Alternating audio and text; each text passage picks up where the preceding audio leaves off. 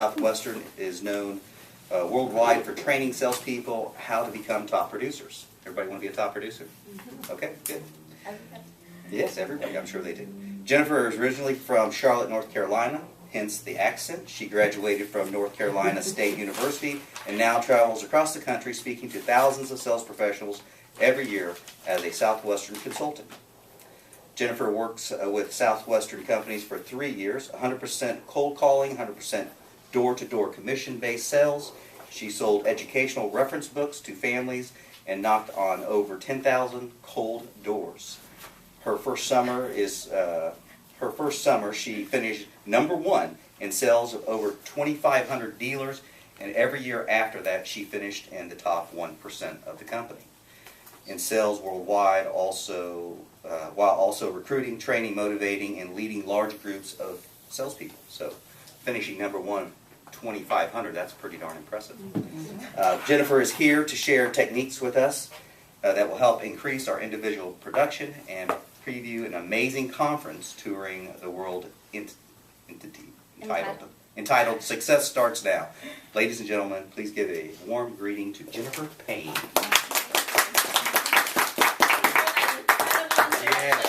It was even better than I wrote it. But actually, before we get started, this is going to be fun. I want you to stand up real quick. And I want you to take a really good look at the person on your left. See the competition, see who you've got next to you. If you're in a weird spot, just find somebody around the room. The other left. And also take a good look at the person on your right. See the competition, see who you've got on either side of you. And I want you to think really hard and turn and face the better looking of the two.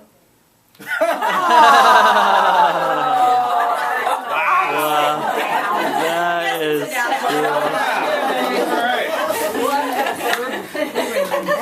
I'll take the best. Yeah, I would too. But there really wasn't much of a point to that. Yeah. But at Southwestern Consulting, we believe in lots of different things. But first and foremost, just having some fun. So I invite you guys, laugh with me, joke with me today. I don't take myself too seriously, and I don't want you to either. But I do encourage you to take some notes. Corey, if you'll help me pass those out. Because I've done hundreds of these workshops in all different types of companies, all different industries, all across the country. And Tori and I have been working really hard for the past month to put this together for you guys. And we really just want to accomplish 3 things. The first is to talk about the habits and characteristics of what it really takes to be a top producer. The second is to share some techniques and some tips with you guys that you can leave with from here to go out and bring in some more business. And the third is to share with you about our big conference we have coming up in August. And we've worked with Weichert all across the country, so at the end of this, if you want to sign up for it, awesome. If not, that's totally fine too. Either way, we're going to have a blast today. But grab this out. And I wanted to share with you at the top, you'll see it says the habits of top producers. And what we found is that being a top producer really requires mastery in 3 specific areas. And the first one of those is what we refer to as sales process. And that's techniques. Techniques that can help you close more sales and make more money. And that's most of what we're going to talk about today. Because, for example, wouldn't you agree that being great at remembering names could have a lot to do with how well you do in your business? But Yeah. how often do we meet somebody? Well, she just said my name, and I met her an hour and 20 minutes ago for the very first time. And, how often we meet somebody and literally 5 seconds later, we have no idea what their name is. We all do the same thing to cover it up too, right? We say, how do you spell that first name? It's Bob. So, techniques for names, they're huge. It's like Corey, Jeanette, Chrissy, Tori, gonna come back, Marie, Jen, Teresa, Brad, Sherry, Lorraine, Lynn. No, close. Lynette. Louise. I get the letter. That's impressive. Sonia and Sandy. Right? Is that 90%? And you'll teach that class when? Yeah, I'll share one of those with you guys too. And because Actually, when I met Tori, I'll give you one real quick if you want to write this down. At your conference, Dave Brownie goes through 7 different techniques for remembering names, but this is one of my favorite ones because we all have those names in our head that we'll never forget, those people we'll never forget. And one of my best friends in high school, his name was Tori, and he was a troublemaker. I'll never forget Tori. But as Y'all go to school together? But as soon as I heard Tori's name, I instantly, and when I met him this morning, I took my friend Tori's face and I put it over his face. And I made that long-term, that long-term memory, made that connection with my short-term memory. And just taking that time to make that connection. I'll see Tori 5 years down the road in the grocery store or something. Hey, Tori, how's it going? And he'll be like, hey, girl.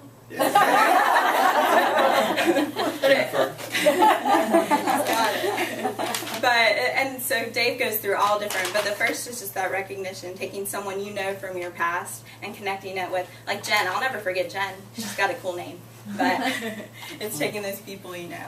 But those techniques, they're huge. But along with that, we also believe in self-motivation. Because we found you can give someone all the technical sales training in the world, but if they're not motivated to get out and use it, how can you be a top producer?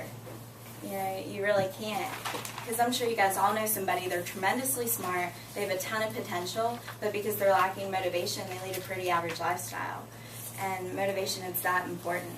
But we're not a big rah-rah motivational company either. We like it, and we know that it's important, but we found that there's a problem when you only focus on just getting motivated. What do you think that could be? Follow through.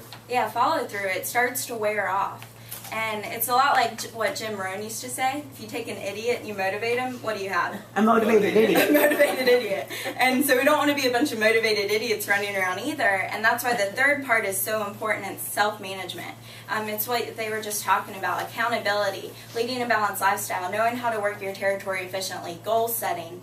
But none of it works without habits. You have to have successful habits in each of these 3 areas to be a top producer. And we really are a company that believes in changing habits. And has anyone heard of the SW1 company before? Mm-mm. And it's crazy. Every summer, about 3,000 college students, because this triangle, it's not something I made up last month or last year or anything. It's the training philosophy of our 155-year-old parent company.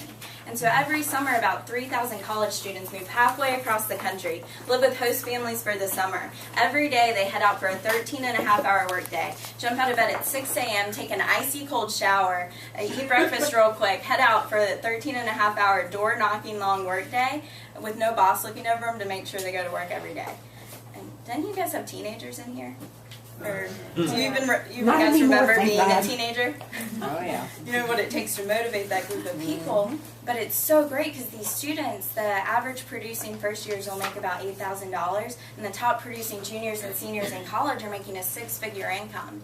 And the difference in these 2 groups of people is just getting better at those habits each year. And so that's what I wanted to start out talking about today, was the habits of top producers. And so if you open this up to the inside, you'll see at the top it says Habits of Top Producers. And I wanted to introduce one of the speakers from your conference. His name is Gary Michaels. But he wrote the book Getting In and Getting Out, and putting the seminar business together, he sent letters out to 100 companies all across the country and said, hey, I want to come follow your top producers. And 21 of those companies wrote back and said, sure, come on out.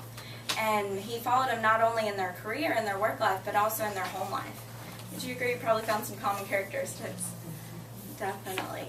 And so the first one, write this down, the first habit of top producers that Gary found is that top producers work as hard on themselves as they do on their jobs. You should have been copied. I know, I'm so copying you. We wrote in the wrong space. You guys, I'm we just have going to some take another one. But top producers, they work as hard on themselves as they do on their jobs. I got Teresa. Like, what would that mean to you with, your career? Well, I'm a huge believer in what I call, I borrowed this, Trinity Health, healthy mind, body, spirit. And my belief is that I can't begin to do anything else well if I don't have strive for alignment in those 3 things.